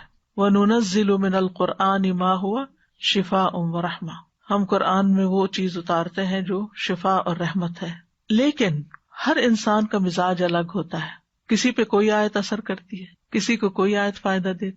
کچھ لوگ ہوتے ہیں ان کو کسی خاص پیغمبر کا ذکر جب آتا ہے تو ان کا دل پگھلنے لگتا ہے، کسی خاص پیغمبر کا ذکر آتا ہے تو ان کے اندر ایک طاقت آنے لگتی ہے. عیسیٰ علیہ السلام کا ذکر آتا ہے تو کیفیت اور طرح ہوتی ہے. موسیٰ علیہ السلام کا ذکر آتا ہے کیفیت اور طرح ہوتی ہے. نوح علیہ السلام کا ذکر آتا ہے تو کیفیت اور طرح ہوتی ہے. آپ سب کے دلوں میں ایک امیج ہے نا ان سارے پیغمبروں کی کہانیاں سننے کے بعد، اور آپ نے ان کا ایک حلیہ اور ایک نقشہ بھی اپنے دماغ میں رکھا ہوا ہے. تو جب ان کا ذکر آتا ہے تو انسان کا دل اور انسان کی روح جو ہے ایک مختلف طرح ریئیکٹ کرتی ہے. اس لیے کسی پر کسی طرح کا دم اثر کر جاتا ہے، کسی پر کسی طرح کا دم اثر کر جاتا ہے. یعنی اس میں بہت ورائٹی ہے، ضروری نہیں ہوتا کہ ایک ہی دم سب کو فائدہ دے. تو یہ رقیہ کرنے والے پر ہوتا ہے کہ وہ مریض کی حالت دیکھ کر، اس کی کیفیت کو دیکھ کر آیات کا چناؤ کرتا ہے، اور وہ ایک کے بعد ایک چیز پڑھتا جاتا ہے جو اللہ تعالیٰ اس کے دل میں ڈالتا ہے، اور پھر اس کو شفا ہو جاتی ہے. عام طور پر جب ہم سنتے ہیں کسی کے بارے میں کہ اس پہ جادو کا اثر ہو گیا تو ہم کہتے ہیں سورۃ البقرہ پڑھو. سورۃ البقرہ بچاؤ کا ذریعہ تو ہے، لیکن سورۃ البقرہ کا پڑھنا ضروری نہیں کہ اس سے علاج بھی ہو جائے سارا. بعض لوگوں کو پورا پورا قرآن مجید پڑھنا پڑتا ہے. کچھ عرصہ پہلے ایک کسی کا تجربہ تھا، وہ جو بھی اس قسم کی بیماری میں مبتلا ہوتا تھا اس کو کہتے تھے کہ تم 3 دن میں پورا قرآن ختم کرو، 10 پارے روز. اور اگر کوئی شخص بیمار ہوتا تو اس کے بعد اس کو قے شروع ہو جاتی، اس کے اندر سے ایسی چیزیں برآمد ہونے لگتی کہ جس کے بعد شفا ہو جاتی. تو بعض لوگوں کو پورا قرآن پڑھنے کی ضرورت ہوتی ہے اور بار بار قرآن سننے کی ضرورت ہوتی ہے. اور آپ نے دیکھا ہوگا کہ بہت سے لوگ سورۃ الرحمن سے شفا پا جاتے ہیں. اس کا ایکسپیرینس تو بہت لوگوں نے کیا ہے، کیونکہ اس میں رحمان کی رحمت کا ذکر ہے، رحمان کی نعمتوں اور عنایتوں کا ذکر ہے کہ رحمان نے کیا کچھ بنایا ہمارے لیے، اور ہم ان نعمتوں کو جھٹلا نہیں سکتے. تو جادو میں بھی کلمات ہوتے ہیں اور اس کے مقابلے میں علاج میں بھی قرآن کے جو کلمات ہوتے ہیں وہ انسان کو فائدہ دیتے ہیں. بہرحال میں تھوڑا سا مختصراً جادو کی حقیقت پر بھی بات کروں گی. جادو ایک نفسیاتی اثر ہوتا ہے. انسان کے جسم پر انسان کی سوچ بہت اثر انداز ہوتی ہے. اگر آپ ہر وقت کوئی منفی بات سوچتے رہیں، پریشانی کی بات سوچتے رہیں، تو آپ کے چہرے پر پریشانی کے اثرات نظر آنے لگتے ہیں. اگر آپ دل سے خوش ہوں تو آپ کے چہرے پر ایک خوشی نظر آنے لگتی ہے. اگر آپ کو کوئی غم لاحق ہے تو وہ بھی آپ پر نظر آتا ہے. آپ اللہ تعالیٰ پر ایمان رکھتے ہیں، یقین رکھتے ہیں، تو آپ کی آنکھوں میں اور طرح کا کانفیڈینس اور چمک ہوتی ہے، ایک اور طرح کی روشنی ہوتی ہے. اور اگر آپ اللہ تعالیٰ کی رحمت سے مایوس ہیں یا اللہ پر ایمان نہیں رکھتے تو آپ کی آنکھیں خالی خالی ہوں گی، اور طرح کے اثر ہوگا اس. یعنی صرف مختلف لوگوں کی شکل دیکھ کر آپ پہچان سکتے ہیں کون خوش ہے، کون رنجیدہ ہے، کون کیسا ہے. کیوں؟ اس لیے کہ وہ ان کے خیالات کا عکس ہوتا ہے. یعنی ہمارا چہرہ جو ہوتا ہے وہ ہمارے خیالات کا آئینہ ہوتا ہے. جو ہمارے دل پر گزر رہی ہوتی ہے وہ ہمارے چہرے پر بھی آ رہا ہوتا ہے. تو جادو میں بھی ایسی ہی چیزوں سے مدد لی جاتی ہے کہ جو انسان کے نفس سے گزر کر اس کے جسم کو متاثر کر دیتی ہیں. یعنی نفس تو متاثر ہوتا ہی ہے لیکن جسم پر بھی اس کا اثر پڑتا ہے. بعض اوقات رونگٹے کھڑے ہو جاتے ہیں، بعض اوقات جسم میں کپ کپی طاری ہو جاتی ہے، بعض اوقات کوئی بخار کی کیفیت ہو جاتی ہے، بعض اوقات انسان کے جسم میں درد شروع ہو جاتی ہے. یعنی مختلف لوگوں پر اس کا مختلف طرح سے اثر ہوتا ہے. جیسے آپ دیکھیں یہ کووڈ ہی ہے. کیا کووڈ جن جن لوگوں کو وہ سب کے سمٹمز ایک جیسے تھے؟ نہیں، ہر ایک کی ایک الگ کہانی ہے. کیوں؟ اس لیے کہ کسی کا جسم کا کوئی حصہ کمزور ہے، کسی کا کوئی. تو عموماً یہ ہوتا ہے کہ جب ہمارے جسم کا کوئی حصہ متاثر ہوتا ہے، ویک ہونے لگتا ہے ایکسرسائز نہ ہونے کی وجہ سے یا کسی بھی، تو بعضوں کا جو وائرس ہوتا ہے یا کوئی بیکٹیریا ہوتا ہے یا ٹاکسن جو ہوتے ہیں یا ایسے کلام جو ہوتے ہیں وہ اس خاص حصے کو جا کے اٹیک کر دیتے ہیں، کیونکہ وہ حصہ قبول کر رہا ہوتا ہے بیماری کو اور باقی ریپیل کر رہے ہوتے ہیں، فائٹ کر رہے ہوتے ہیں. امیونٹی لو ہوتی ہے تو پھر کیا ہوتا ہے؟ سردی، گرمی، ٹھنڈک، لوگوں کی چھوٹی چھوٹی باتیں، ہر چیز آپ کے اوپر اثر انداز ہو رہی ہوتی، آپ سینسیٹیو ہو جاتے ہیں. اور اگر آپ کی اسپرچل امیونٹی اور فزیکل امیونٹی اسٹرانگ ہو تو آس پاس کچھ بھی ہوتا رہے آپ کو اس کی پرواہ نہیں ہوتی. کچھ لوگ ہوتے ہیں ان کو بڑی سے بڑی بات کہہ دیں ان کو کوئی اثر نہیں ہوتا، اور کچھ لوگ ہوتے ہیں ان کو کچھ نہ کرے صرف ٹیڑھی آنکھ سے دیکھ ہی لے تو رونے بیٹھ جاتے ہیں. بہرحال جادو جو ہے یہ جسم اور دل دونوں پر اثر کرتا ہے. ابن قدامہ کہتے ہیں یہ کچھ عزائم یعنی کلمات دم جھاڑ کے الفاظ اور گرہیں ہوتی ہیں جو دلوں اور جسموں پر اثر انداز ہوتی ہیں. تو ان کی وجہ سے جادو زدہ شخص بیمار ہو جاتا ہے اور کبھی ہلاک بھی ہو جاتا ہے. یعنی کبھی اس کی شدت ہو تو مر بھی سکتا ہے. اس کی وجہ سے مرد اور اس کی بیوی کے درمیان جدائی بھی ڈال دی جاتی ہے اور شوہر اور بیوی میں سے کسی ایک کو فریق ثانی سے جنسی تعلق سے بھی کاٹ دیتا ہے. یعنی کئی طرح کے اثرات ہوتے ہیں لوگوں پر. امام ابن تیمیہ کہتے ہیں شیطان خود اپنی ذات میں خبیث ہے، تو جب عزائم یعنی منتر پڑھنے والا اور روحانی جادو کی کتابیں پڑھنے والا، اس طرح کی دوسری چیزیں پڑھنے والا ایسی چیزوں کے ساتھ شیاطین کا تقرب حاصل کرتا ہے جس کو شیاطین کفر اور شرک میں سے پسند کرتے ہیں، تو ان کے لیے یہ چیزیں رشوت کے قائم مقام ہو جاتی ہیں اور پھر وہ شیطان اس انسان کے اغراض و مقاصد کو پورا کر دیتے ہیں. جیسے انسان کسی کو مال دیتا ہے تاکہ وہ اس کی خاطر کسی کو قتل کر دے، جیسے کئی لوگ کرائے کے قاتل ہوتے ہیں نا، یا یہ کہ کسی کو پیسے دیتا ہے کہ کسی لڑکے یا لڑکی کو اغوا کرنا ہے غلط کاموں میں. تو اسی طرح لوگ جنات کو بھی کوئی ایسے گناہ کر کے خوش کرتے ہیں کہ جس کی وجہ سے وہ انسان کی مدد کرتے ہیں اس غلط کام میں، جادو وغیرہ کرنے میں. مثلا ناپاک چیزوں کے ساتھ قرآن لکھتے ہیں، کبھی کلام اللہ کے حروف کو الٹا لکھتے ہیں، اور کبھی خون یا نجاست کے ساتھ یا اس طرح کی چیزوں کے ساتھ عمل کر رہے ہوتے ہیں، یا اللہ سبحانہ تعالیٰ کے بارے میں یا دین کے بارے میں یا قرآن کے بارے میں غلط باتیں بولتے ہیں تاکہ شیطان خوش ہو جائے. اصل مقصد کیا ہوتا ہے کہ شیطان کو خوش کرنا، اور جب شیطان خوش ہو جائے تو پھر وہ اس شخص کے جو کلمات ہوتے ہیں یا جادو ہوتا ہے وہ کرنے کے لیے اس کے مددگار بن جاتے ہیں. وہ اس انسان کے جسم کے اندر گھس کر اس کو نقصان دیتے ہیں، کیونکہ یہ تو ہمیں حدیث سے پتہ چلتا ہے نا، شیطان انسان کے جسم میں خون کی طرح دوڑتا ہے. یعنی اس کو یہ آزادی ہے کہ اگر ہم نے اذکار نہیں کیے ہوئے، ہم قلعے میں نہیں ہیں، ہم نے پروٹیکشن نہیں اپنی کی ہوئی، تو وہ ہمارے جسم میں بھی گھس سکتے ہیں اور پھر کوئی پین کریٹ کر سکتے ہیں، کوئی تکلیف کریٹ کر سکتے ہیں اور کئی بیماریاں اس کا نتیجہ ہو سکتی ہیں. پھر آپ دیکھیے کہ جادو کا اثر ان لوگوں پر بھی ہو جاتا ہے جو اذکار نہیں کرتے، اور ان پر بھی ہو سکتا ہے جو اذکار کرتے ہیں. یعنی بعض اوقات نیک سے نیک آدمی پر بھی جادو کا اثر ہو سکتا ہے، لیکن اللہ کے فضل سے وہ دور بھی ہو جاتا ہے. نبی صلی اللہ علیہ وسلم پر جادو کا اثر ہو گیا تھا. صحیح بخاری کی روایت ہے، حضرت عائشہ کہتی ہیں کہ رسول اللہ صلی اللہ علیہ وسلم پر جادو کر دیا گیا تھا. اس کا آپ پر یہ اثر ہوا تھا کہ آپ کو خیال ہوتا کہ آپ اپنی بیویوں کے پاس گئے، حالانکہ آپ نہیں گئے ہوتے تھے.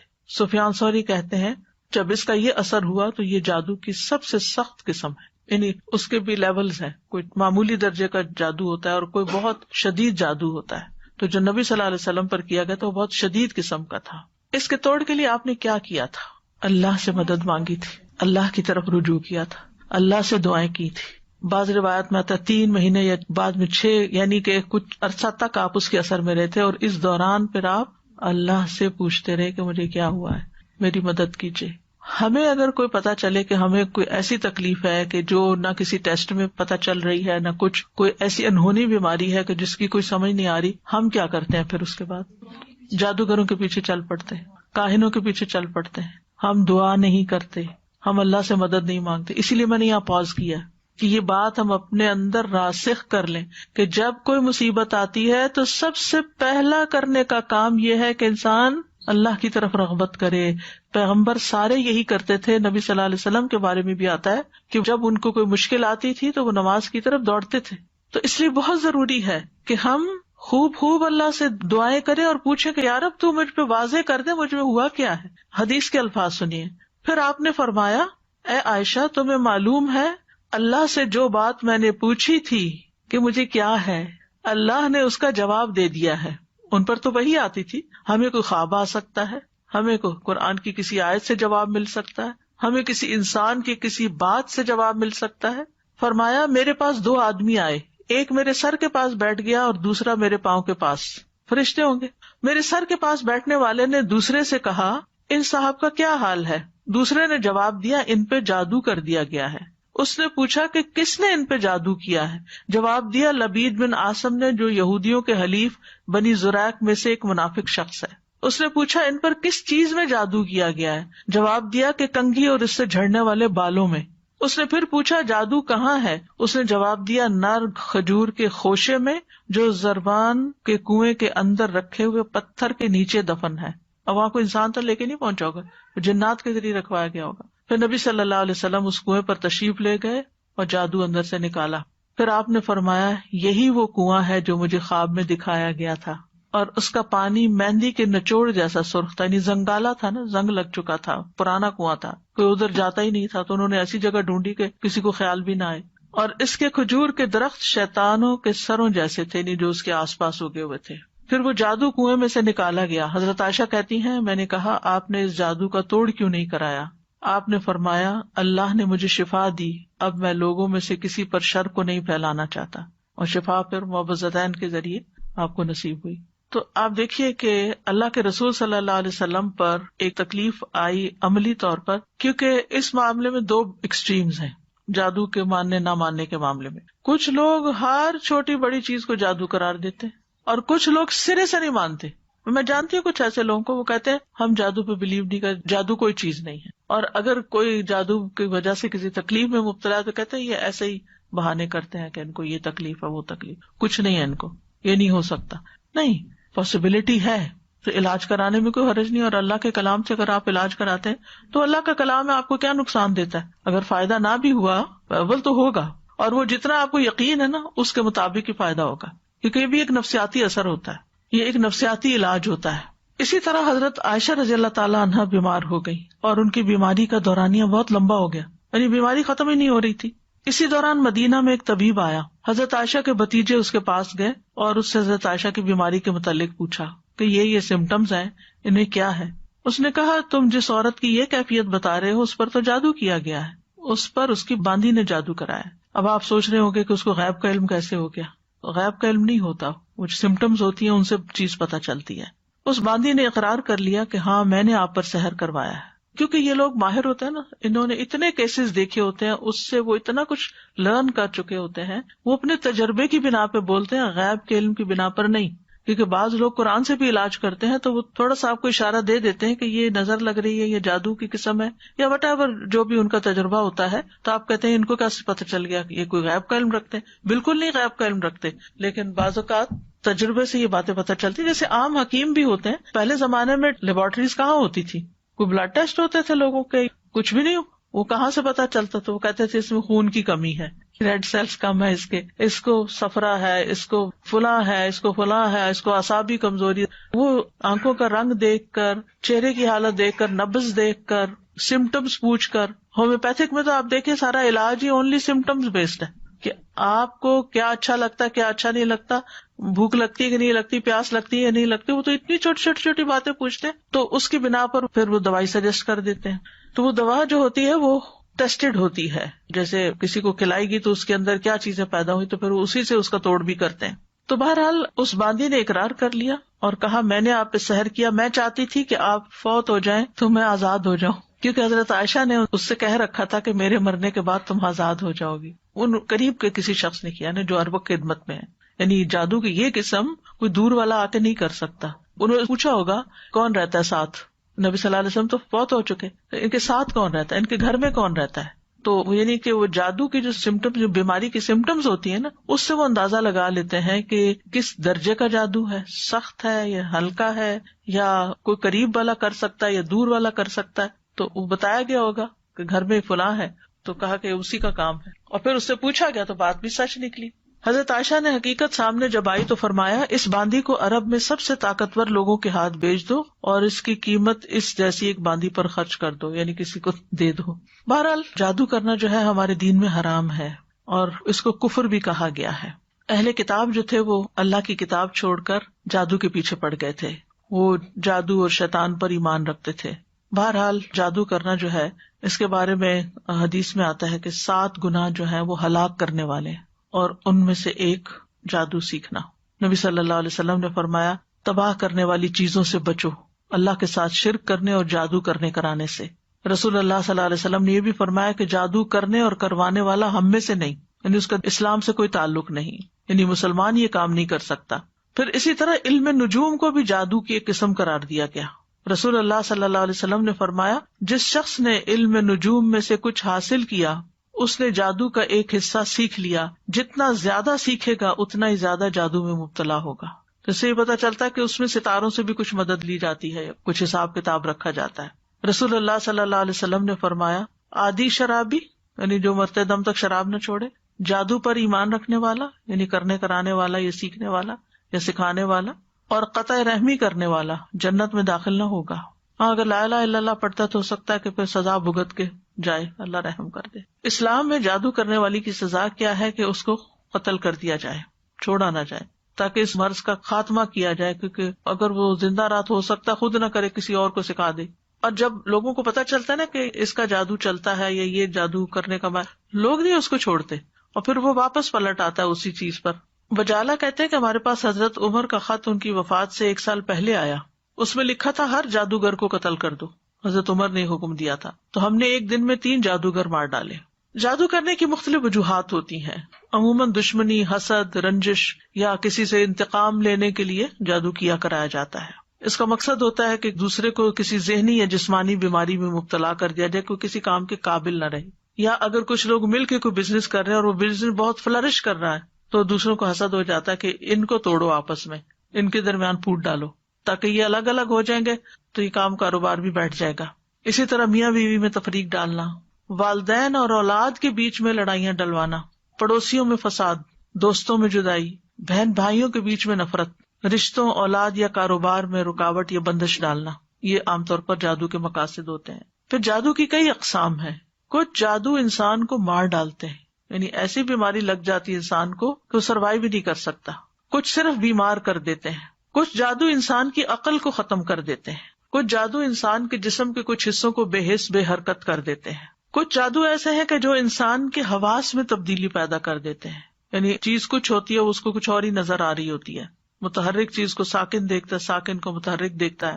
کچھ جادو محبت کھینچ لاتے ہیں، کچھ جادو نفرت کی وجہ بنتے ہیں. تو بہرحال یہ سارے جو جادو کی اقسام ہیں ان کے نام بھی ہیں، جیسے سحر تفریق، سحر محبت، سحر تخیل، سحر جنون، سحر خمول جس میں صرف کاہلی سستی ہوتی ہے، سحر حواتف جس میں متاثر شخص چیختا پکارتا ہے، چیخے مارتا ہے، سحر امراض مختلف بیماریاں جیسے مرگی وغیرہ ہوتی ہے، سحر استحاضہ یعنی خواتین کو پیریڈز ختم ہی نہیں ہوتے. پھر جادو کی علامات بعض آہستہ آہستہ شروع ہوتی ہیں، بعض ایک دم اسٹرانگ آتی ہیں، جیسے سستی، گھبراہٹ، خاموشی، تنہائی کی عادت، کسی سے نہیں ملنا، کسی سے بات نہیں کرنی، ذہنی انتشار، حد سے زیادہ چڑچڑاپن، ذرا سی بات پہ بھڑک اٹھنا، کسی کام میں دل نہ لگنا، نماز روزہ عبادت چھوڑ دینا، بغیر کسی بیماری اور وجہ کے سر چکرانا، ڈراؤنے خواب آنا، خواب میں بھی رونا، چیخنا، چلانا، خون کے چھینٹے اور کپڑوں کو کٹا ہوا پانا، خاوند بیوی کے درمیان آپس میں کوئی کشش محسوس نہ کرنا، بغیر کسی وجہ کے رشتہ داروں کا آپس کے معاملات میں بگاڑ ہو جانا، یعنی ایک دوسرے سے ملنا جلنا چھوڑ دینا. تو یہ اس کی ظاہری علامات ہوتی ہیں. اب یہ ہے کہ اس شر سے بچنے کے لیے کیا کرنا چاہیے، کیونکہ جن اور انسان دونوں ہی انسان کے دشمن ہو سکتے ہیں. سب سے پہلی بات یہ ہے کہ انسان اللہ کے ساتھ اپنا تعلق مضبوط کرے، اللہ پر بھروسہ کرے، اور دل میں یہ خیال نہ لائے اور یہ وہم نہ لائے کہ مجھے پر کوئی جادو کر دے گا، بلکہ اللہ پہ توکل کرے، اللہ کی پناہ لے. حدیث میں آتا ہے کہ اللہ تعالیٰ فرماتا ہے میرا بندہ اگر مجھ سے مانگتا ہے تو میں اسے دیتا ہوں جو محبوب بندہ ہوتا ہے، اگر وہ کسی سے میری پناہ مانگتا ہے تو میں اس کو پناہ دے دیتا ہوں. پھر اللہ تعالیٰ کے احکامات کی حفاظت، حدیث میں آتا ہے احفظ اللہ یحفظک، تم اللہ کے احکام کی حفاظت کرو، اللہ تمہاری حفاظت کرے گا. نمازوں کی حفاظت، یعنی جو نمازوں کی حفاظت کرتا ہے وہ اللہ کے ذمے میں ہوتا ہے، اللہ کی حفاظت میں ہوتا ہے، خصوصاً نماز فجر کی حفاظت. اسی طرح اشراق کا پڑھنا، رسول اللہ صلی اللہ علیہ وسلم نے فرمایا اللہ عز و جل فرماتا ہے اے ابن آدم تو دن کے پہلے حصے میں میرے لیے 4 رکعتیں پڑھ لیا کر، میں اس دن کے آخری حصے تک تیری کفایت کروں گا. پھر طہارت کا خیال رکھنا، یاد رکھیے یہ جنات اور یہ شر اور شیاطین اور یہ جادو کے اثرات ان لوگوں پر زیادہ ہوتے ہیں جو پاک صاف نہیں رہتے، اپنے ڈرٹی بالوں کو صاف نہیں کرتے، اپنے استنجا کا صحیح اہتمام نہیں کرتے، یا نہاتے نہیں ہیں، یا صاف کپڑے نہیں پہنتے، یا اندھیرے میں رہنا پسند کرتے ہیں، یا سیاہ رنگ ان کو بہت پسند ہوتا ہے کیونکہ سیاہ رنگ کے اوپر شیاطین زیادہ آسانی سے کام کر لیتے ہیں. پہلے بھی حدیث میں نے آپ کو سنائی تھی کہ جب انسان سو کر اٹھے تو اپنے ناک کو خوب جھاڑے، کیونکہ شیطان جو ہے ناک کے باندھنے پر رات گزارتے ہیں. پھر صبح شام کے اذکار کی پابندی کریں، سونے جاگنے کے اذکار کی پابندی وہ بھی حفاظت کے لیے بہت ضروری ہے. بیت الخلاء میں جاتے ہوئے دعا پڑھیں، ہر کام سے پہلے بسم اللہ پڑھیں، کیونکہ جس کام میں بسم اللہ ہو جاتی ہے تو شیطان وہاں سے نکلتا جاتا ہے، وہ اس میں داخل نہیں ہو سکتا، شامل نہیں ہو سکتا. جیسے انسان اپنے گھر میں داخل ہوتا ہے تو بسم اللہ پڑھ کے دروازہ کھولے، کھانا کھانے لگتا ہے تو بسم اللہ پڑھ کر کھائے، اور اسی طرح لائٹ آف کر رہا ہے، لائٹ آن کر رہا ہے، کوئی چیز اٹھا رہا ہے، رکھ رہا ہے تو بسم اللہ کو تکیہ کلام بنا لینا چاہیے ایک طرح سے لباس اتارتے وقت. اور پھر اسی طرح دائیں ہاتھ سے کھانا اور پینا چاہیے، کیونکہ شیطان بائیں ہاتھ سے کھاتا ہے، تو اگر بائیں ہاتھ سے آپ کھاتے ہیں تو شیطان بیچ میں شریک ہو جاتا ہے اور اس کو اپنا عمل کرنے کا موقع مل جاتا ہے. پھر مغرب کے وقت بچوں کو خاص طور پہ گھر سے باہر نہیں نکالنا چاہیے، کیونکہ مغرب کے قریب شیطان جنات جو ہیں وہ زمین پر پھیل جاتے ہیں اور اچکتے پھرتے ہیں. اب اس کا علاج کیسے کرنا چاہیے؟ سب سے پہلے یہ ہے کہ انسان قرآن سے علاج کرے. قرآن شفا ہے، نافع علاج ہے. قل هو للذین آمنوا ھدی وشفاء، کہہ دیجیے یہ ان لوگوں کے لیے جو ایمان لائے ہدایت اور شفا ہے. وَنُنَزِّلُ مِنَ الْقُرْآنِ مَا هُوَ شِفَاءٌ وَرَحْمَةٌ لِّلْمُؤْمِنِينَ وَلَا يَزِيدُ الظَّالِمِينَ إِلَّا خَسَارًا. ہم قرآن میں جو کچھ نازل کرتے ہیں وہ مومنوں کے لیے تو شفا اور رحمت ہے، مگر ظالموں کے خسارے میں ہی اضافہ ہوتا ہے. حضرت عائشہ سے مروی ہے کہ رسول اللہ صلی اللہ علیہ وسلم ایک مرتبہ ان کے پاس تشریف لائے تو دیکھا ایک عورت حضرت عائشہ کا علاج کر رہی ہے، بیمار جو تھی یا ان کو دم کر رہی ہے. تو آپ نے فرمایا کتاب اللہ کے ساتھ اس کا علاج کرو. آپ کو معلوم ہے کہ اس زمانے میں مدینہ میں کوئی حکیم، کوئی ڈاکٹر کچھ بھی نہیں تھا، وہ لوگ عام طور پہ بیمار نہیں ہوتے تھے. تو ایک حکیم کو پتا چلا کہ اس علاقے میں کوئی حکیم نہیں، تو وہ آ گیا کہ میں یہاں رہ کر لوگوں کا علاج کروں گا. 6 مہینے گزر گئے، اس کے پاس کوئی بھی نہیں آیا، کہ کوئی بیمار نہیں پڑا. تو آخر اس نے راز پوچھا کہ کیا وجہ ہے. اس نے کہا کہ اس وقت تک ہم نہیں کھاتے جب تک بھوک نہیں لگتی، اور جب بھی بھوک باقی ہوتی ہے تو کھانا چھوڑ دیتے ہیں. بہرحال اگر چھوٹی موٹی کوئی تکلیف ہوتی بھی تھی تو دم وغیرہ کر لیتے تھے لوگ، قرآن پڑھ لیتے تھے، مسنون دعائیں ہیں وہ پڑھ لیا کرتے تھے، علاج ہو جاتا تھا. تو آپ صلی اللہ علیہ وسلم نے فرمایا کہ کتاب اللہ کے ساتھ اس کا علاج کرو، یعنی قرآن میں سے پڑھ کر اس پہ دم کرو. اسی طرح کچھ غذائیں ایسی ہیں کہ جو علاج ہیں، جیسے کلونجی. آپ نے فرمایا کلونجی کے دانوں میں موت کے علاوہ ہر بیماری کا علاج ہے. یعنی اس تیل پر دم کر کے انسان مریض کے متاثرہ حصے جو ہیں ان پر لگا سکتا ہے، مساج کر سکتا ہے، اور کلونجی کے دانوں پہ دم کر کے وہ پھر مریض کو کھلانا بھی چاہیے. اسی طرح شہد، یعنی صبح شام 1 چمچ شہد جو ہے اگر انسان کھائے نہار منہ، اور پھر اس کے بعد کچھ نہ کھائے کم از کم آدھا گھنٹہ، تو اس سے بھی جسم کے اندر سے زہریلے مادے نکلتے ہیں. قرآن میں آتا ہے یخرج من بطونها شراب مختلف الوانہ فیہ شفاء للناس. یہ اللہ تعالیٰ کا حکم ہے کہ شہد میں شفا ہے، خالص ہونا چاہیے. ٹھیک ہے. آپ صلی اللہ علیہ وسلم نے فرمایا شفا 3 چیزوں میں، پچھنا لگوانے میں، شہد پینے میں، اور آگ سے داغنے میں، اور میں اپنی امت کو آگ سے داغنے سے منع کرتا ہوں. تو اب شہد چاہے را پی لیں یا اس کو پانی میں ملا کے پی لیں، تو اس پہ بھی آپ دم کر کے رکھ سکتے ہیں اور اس کو بھی استعمال کر سکتے ہیں. آپ صلی اللہ علیہ وسلم نے فرمایا شفا تو صرف 2 چیزوں میں ہے، شہد لوگوں کے لیے شفا ہے اور قرآن دلوں کی شفا ہے. پھر آب زمزم، جس مقصد کے لیے اس کو پیا جائے تو اس سے شفا ہوتی ہے. اگر آپ کے پاس تھوڑا سا بھی آب زمزم ہو، کوئی حج سے آنے والا یا عمرے سے آنے والا آپ کے لیے لائے، تو آپ اس کو ضروری نہیں کہ ایک مرتبہ سارا پی جائیں، آپ اس کو دوسرے پانی میں تھوڑا تھوڑا ملا لیں، پورے پانی کا مزاج بدل جائے گا. حدیث میں آتا ہے کہ انہا مبارکتن انہا طعام طعم، کہ وہ بابرکت ہے اور کھانے والے کا کھانا بھی ہے. اور حدیث میں بھی آتا ہے کہ زمزم کا پانی اس مقصد کے لیے جس کے لیے وہ پیا جائے. اور اگر آپ وہاں جائیں اللہ کے گھر تو زمزم سے نہائیں. نیچے وہ جگہ بنی ہوتی تھی پہلے، آپ کو نہیں معلوم، تو لوگ اپنے اوپر بھی بہاتے تھے. پیچھے کے صفا مروہ کی طرف سے جائے نا باہر نکل کے، تو وہاں ٹیپس لگی ہوئی ہیں جہاں ڈائریکٹ زمزم آ رہا ہوتا ہے. بوٹل بھر کے لے آئیں اور اپنے اوپر تھوڑا تھوڑا تھوڑا کر کے سارا بہا لیں. اس کو دم کر کے بھی نہا سکتے ہیں، اس سے بھی بیماری جاتی ہے، اور صبح شام اس کو پیا جائے. پھر اسی طرح دم کیا ہوا پانی جو ہے ناک میں ڈالنا اور جھاڑنا، یعنی ڈال کے اس کو جھاڑا جائے، کیونکہ یہ جگہ شیاطین کے بیٹھنے کی ہو جاتی ہیں. زیتون کا تیل استعمال کرنا، نبی صلی اللہ علیہ وسلم نے فرمایا زیتون کھاؤ اور اس کو لگاؤ، بے شک یہ مبارک درخت ہے. اچھا تو یہ ہے کہ شہد، زیتون کا تیل اور کلونجی کا تیل یا کلونجی کے دانے، ان کو انسان مکس کر کے رکھ لے، اور اس میں سے ½ ٹی اسپون یا 1 ٹی اسپون صبح شام لے سکتا ہے یا ایک ٹائم لے سکتا ہے، کیونکہ ہر ایک کو ایک ڈوز نہیں چلتی. تو جو ان چیزوں کے ماہر ہوتے ہیں طب نبی کے، ان سے پوچھا جا سکتا، مشورہ کیا جا سکتا. یعنی یہ امیونٹی بڑھانے والی چیزیں، آپ اس میں سے پہلے تھوڑا لیں، آپ کو پچ گیا ہے، پھر تھوڑا سا اور انکریز کر دیں، پھر تھوڑا سا اور کر دیں، پھر دیکھیں کہاں تک لمٹ ہے آپ کی. اس سے بھی انسان کے جسم کی بہت سی دردیں اور تکلیفیں جو ہیں وہ دور ہوتی ہیں. زیتون کا تیل صبح کے وقت پینا جو ہے یہ بھی بہت فائدے کا ہے. اور اب تو یہ بات بہت سننے میں آتی ہے نا کہ صبح سب سے پہلی چیز جو ہے، یا آپ کوکونٹ کا آئل لیں یا زیتون کا لیں یا کوئی بھی آئل لیں، کیونکہ وہ لیور کی کلینزنگ کرتا ہے. نبی صلی اللہ علیہ وسلم نے فرمایا زیتون کا تیل کھایا کرو. ڈائریکٹ بھی لے سکتے ہیں، اور اگر آپ کو مشکل ہے لینا تو آپ کسی چیز میں جیسے سیلیڈ وغیرہ میں ملا کے بھی کھا سکتے ہیں. فرمایا زیتون کا تیل کھایا کرو اور اس سے تیل لگایا کرو، وَالدَّهِنُ بِهِ، یعنی مساج وغیرہ کیا کرو، کیونکہ وہ بابرکت درخت ہے. تو جسم پر زیتون اور کلونجی کا تیل الگ الگ وقت پہ ملا جا سکتا ہے، دونوں کو مکس کر کے بھی ملا جا سکتا ہے. پھر اسی طرح تلبینہ کھانا، فرمایا تذهب ببعض الحزن، یہ کچھ غم بھی دور کر دیتا ہے. اجوا کھانا، 7 اجوا کھجوریں صبح کے وقت اگر کوئی کھائے تو اس سے بھی علاج ہوتا ہے. جس نے یہ کھجوریں کھا لی، نبی صلی اللہ علیہ وسلم نے فرمایا اسے زہر اور جادو کوئی نقصان نہیں دے گا.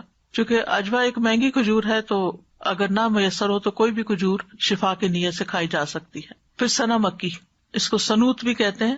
صبح شام اس کا ایک چھوٹا چمچہ کھانا، جیسے حدیث میں آتا ہے سنا مکی اور سنوت کو لازم پکڑو، کیونکہ اس میں ہر بیماری کا علاج ہے سوائے سام کے. پوچھا گیا سام کیا تو آپ نے فرمایا موت. اچھا سنا مکی جو ہے یہ پیٹ صاف کرتی ہے، تو پھر ظاہر اگر زہریلے مادے آنتوں میں ہے، یہ کچھ ایسی چیزیں ہیں تو اس سے انسان کو نجات ہوتی ہے. پھر ہجامہ، آپ نے فرمایا اگر تمہاری دواؤں میں کسی میں بھلائی ہے تو پچھنا لگوانے میں یا شہد پینے اور آگ سے داغنے میں، اگر وہ مرض کے مطابق ہو، اور میں آگ سے داغنے کو پسند نہیں کرتا. یاد رکھیے غیر شرعی طریقہ علاج سے ممانعت اختیار کرنی چاہیے، کہ انسان ایسے جادوگروں کے پاس جائے جو اس کو ایسی چیزیں کرنے کو کہے جو درست نہیں ہے. یعنی شعبدہ بازو سے علاج نہیں کروانا چاہیے، اور حرام میں شفا نہیں ہے. اگر کوئی کہے کہ شراب لے آؤ، میں اس کے اوپر کچھ منتر پڑھ دیتا ہوں اور اس سے تم مت پیو تو ٹھیک ہو جاؤ گے، تو ایسی چیزیں نہیں کرنی چاہیے. پھر جادو کا علاج جادو سے نہیں کرنا چاہیے. یعنی کچھ لوگ جادوگروں کے پاس چلے جاتے ہیں اور وہ ان کے جادو کا توڑ کرتے ہیں جادو کے ذریعے. اور پھر غیر شرعی جھاڑ پھنکار جو ہے، جس کو نشرہ کہا جاتا ہے، فرمایا یہ شیطانی عمل ہے، کیونکہ اس میں جنات کی مدد طلب کی جاتی ہے، روحوں کو پکارا جاتا ہے. اسی کے بارے میں آپ نے فرمایا تھا کہ میری امت کے 70,000 لوگ بلا حساب جنت میں داخل ہوں گے. یہ وہ لوگ ہیں جو نہ جھاڑ پھونک کرواتے ہیں نہ فال لیتے ہیں بلکہ اپنے رب پر بھروسہ کرتے ہیں. تو یہ غیر شرعی جو نشرہ جو ہے یا غیر شرعی دم کے بارے میں ہے. جو شرعی دم ہے سورۃ فاتحہ پڑھ کر یا ویسے قرآن پڑھ کر کسی کے اوپر جھاڑنا پھونکنا، اس سے منع نہیں ہے. اور مثلا شیطان کو بگانے کا طریقہ آپ نے کیا بتایا کہ اعوذ باللہ السمیع العلیم من الشیطان الرجیم من ہمزہ ونفخہ ونفثہ پڑھ کر فتکارا جائے، پھونک ماری جائے جس میں تھوڑی لعاب بھی ہو. تو یہ بھی تو جھاڑ ہو گئے. خود نبی صلی اللہ علیہ وسلم جب بیمار تھے تو اپنے ہاتھوں پر معوذتین پڑھ کر پھونک مار کر سارے جسم کے اوپر اپنے ہاتھ پھیرتے تھے. جب کسی مریض کے پاس جاتے تو اس کے اوپر ہاتھ پھیر کر اس کے اوپر اللہ کا ذکر پڑھتے. یہی رقیہ ہوتا ہے، یہی دم ہوتا ہے. لیکن کاہنوں اور نجومیوں کے پاس نہیں جانا چاہیے اور تعویذ وغیرہ سے بچنا چاہیے. عبداللہ رضی اللہ عنہ کہتے ہیں میں نے رسول اللہ صلی اللہ علیہ وسلم کو یہ فرماتے ہوئے سنا کہ جھاڑ پھونک، تعویذ اور گنڈے سب شرک ہیں. جو صحیح والی جھاڑ پھونک ہے وہ منع نہیں ہے، جو نشرہ ہے اس کی بات ہو رہی ہے. کہتی ہیں میں نے کہا آپ یہ کیا کہہ رہے ہیں؟ اللہ کی قسم میری آنکھ بہتی تھی، میں فلاں یہودی کے پاس جاتی، وہ اس پہ دم کرتا، وہ ٹھیک ہو جاتی. تو عبداللہ بن مسعود نے فرمایا یہ شیطانی عمل ہے، شیطان اپنے ہاتھ سے اسے دھنساتا، جب تم اس پہ دم کراتی تو وہ باز آ جاتا. تمہارے لیے تو یہی کافی ہے کہ تم وہ دعا پڑھ لیا کرو جو رسول اللہ صلی اللہ علیہ وسلم پڑھتے تھے کہ اے لوگوں کے رب اس تکلیف کو دور فرما، مجھے شفا عطا فرما، تو ہی شفا دینے والا ہے، تیرے علاوہ کسی کی شفا کچھ نہیں، ایسی شفا عطا فرما جو بیماری کا نام و نشان نہ چھوڑے. اذهب البأس رب الناس واشف انت الشافی لا شفاء الا شفاؤک اشف شفاء لا یغادر سقما. پھر اسی طرح جادو سے حفاظت کے لیے اور جادو کے علاج کے لیے سورۃ الفاتحہ جو ہے یہ بہت فائدے کی ہے. اور اس کی دلیل کیا ہے؟ ابو سعید خدری کہتے ہیں کہ نبی صلی اللہ علیہ وسلم کے چند صحابہ عرب کے قبیلوں میں سے ایک قبیلے کے پاس سے گزرے تو قبیلہ والوں نے ان کی ضیافت نہیں کی. کچھ دیر بعد اس قبیلے کے سردار کو بچھو نے کاٹ لیا.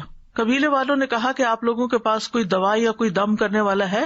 تو صحابہ نے کہا کہ تم نے ہماری ضیافت نہیں کی، اب ہم اس وقت تک دم نہیں کریں گے جب تک تم ہمارے لیے اس کی مزدوری مقرر نہ کرو.